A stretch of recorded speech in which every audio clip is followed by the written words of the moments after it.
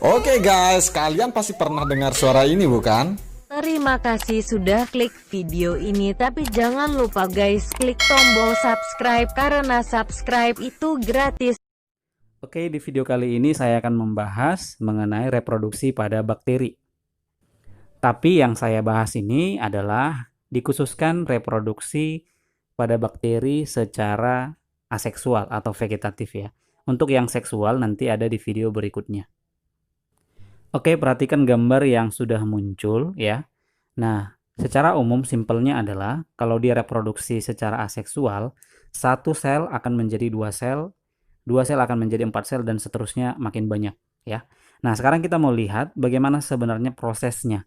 Proses reproduksi aseksual yang disebut dengan membelah diri atau pembelahan biner atau binary fusion. Nah, jadi di sini gambarannya ya. Nah, di sini nampak kelihatan. Jadi yang pertama di sini adalah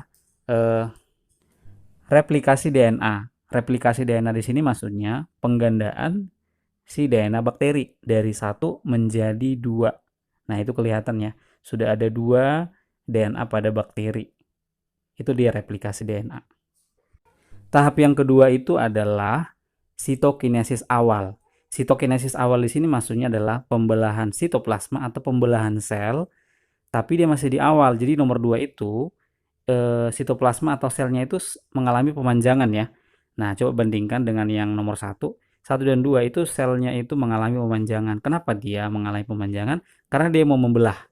Sitokinesis, pembelahan sitoplasma atau cairan sel atau pembelahan sel. Tahap yang ketiga adalah terjadi invaginasi atau pelekukan pada membran sel atau pada sel bakteri. Nah, seperti ini ya yang saya tandain. Jadi dia mengalami yang namanya invaginasi. Karena si membran sel atau si sel bakteri tersebut akan membelah.